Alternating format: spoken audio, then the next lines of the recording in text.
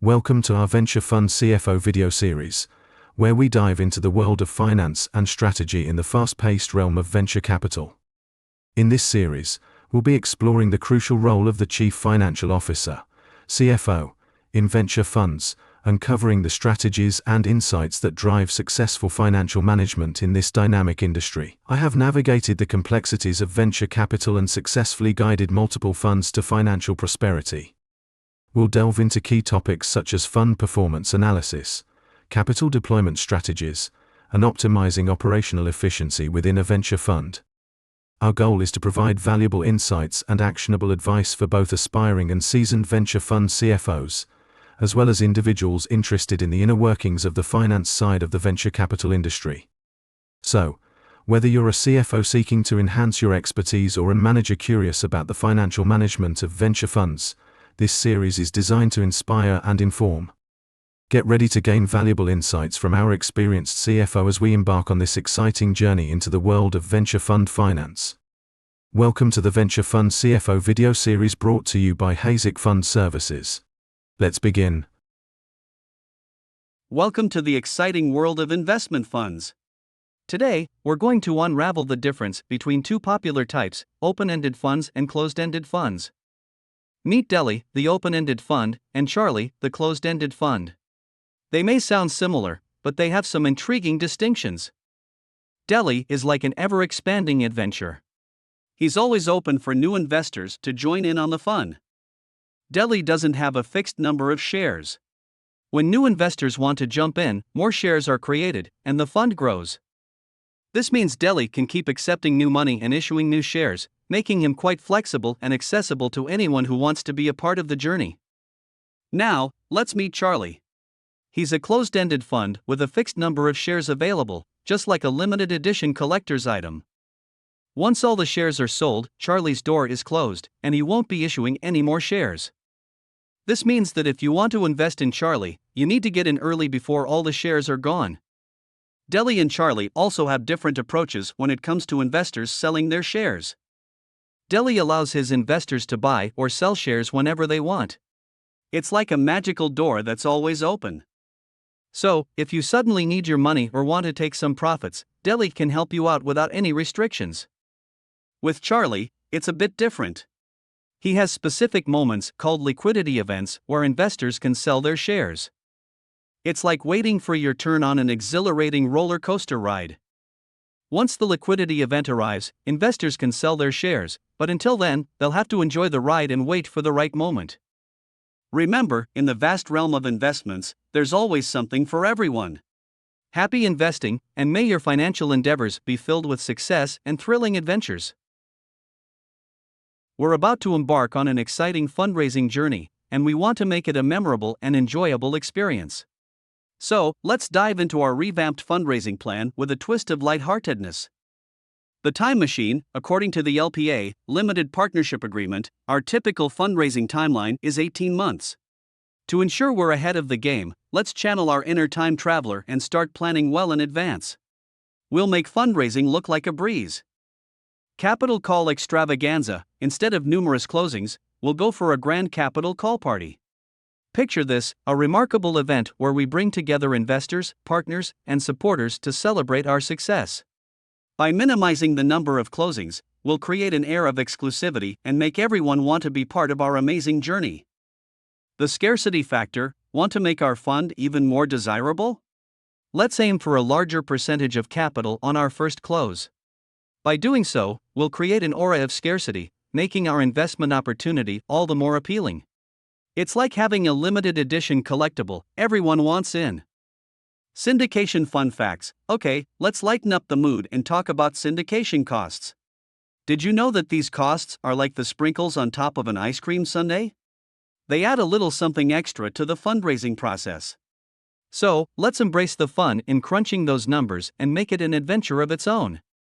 Remember, fundraising doesn't have to be all serious and stuffy. By infusing a touch of lightheartedness into our plan, we'll engage investors, create buzz, and make this journey one that everyone will remember fondly. Let's get out there and make it happen, one smile at a time.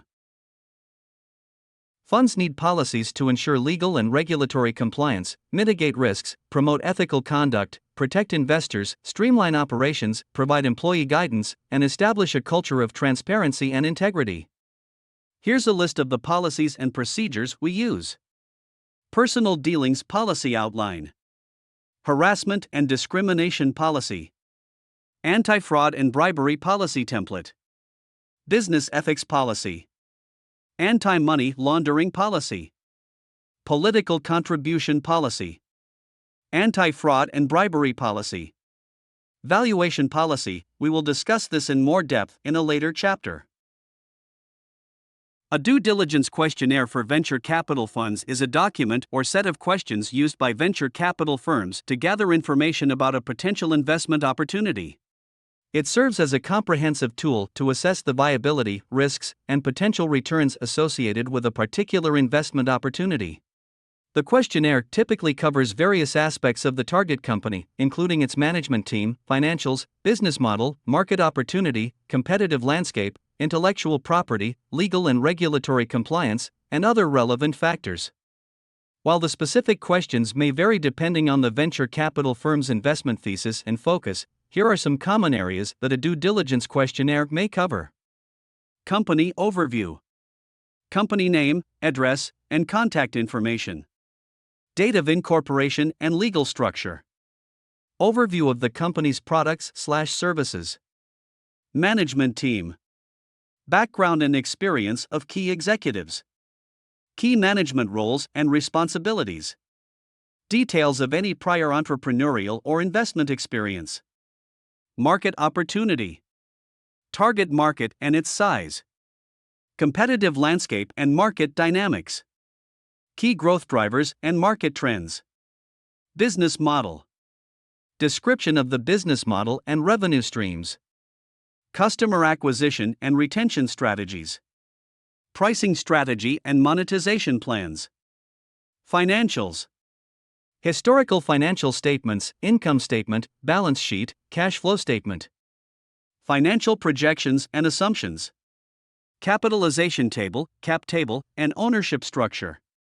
Intellectual property. Overview of patents, trademarks, copyrights, and trade secrets. Status of IP protection and any ongoing legal disputes. Legal and regulatory. Compliance with applicable laws and regulations. Licenses, permits, and certifications required for operations. Any legal or regulatory risks associated with the business. Operations and scalability. Overview of the company's operations and infrastructure. Scalability of the business model. Key operational risks and mitigations. Marketing and sales. Marketing strategies and channels. Sales process and customer acquisition metrics. Customer retention and growth strategies. Exit strategy.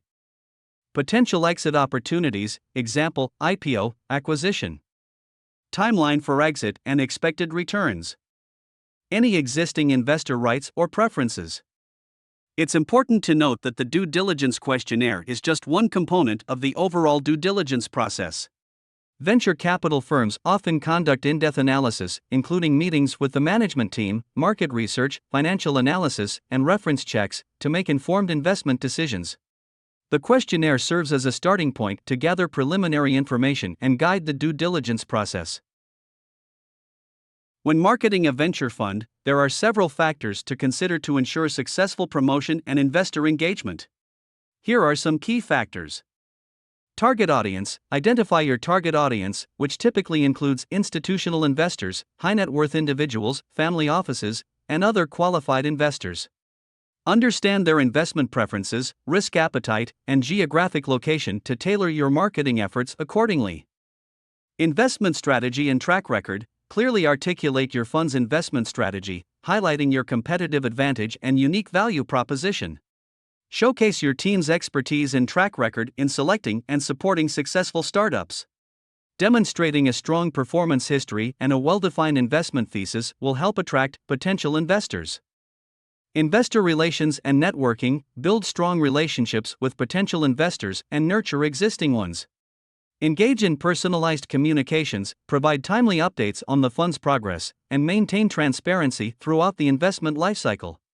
Networking with industry professionals, attending relevant conferences, and hosting investor events can help expand your investor network. Regulatory compliance. Understand and comply with regulatory requirements related to marketing private investment funds, such as securities laws, anti-money laundering regulations, and marketing restrictions. Seek legal counsel to ensure your marketing efforts are compliant and adhere to relevant regulations. Performance reporting. Develop a robust reporting framework to provide regular and transparent performance updates to your investors. Demonstrating the fund's performance, portfolio diversification, and risk management practices will enhance investor confidence and satisfaction. Investor due diligence. Be prepared to address due diligence inquiries from potential investors. Have comprehensive and up-to-date documentation available, including fund prospectus, offering memorandum, financial statements, and legal documents.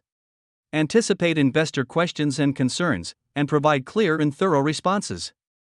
Remember, marketing a venture fund requires a well-planned and comprehensive approach that aligns with your fund's objectives and resonates with potential investors.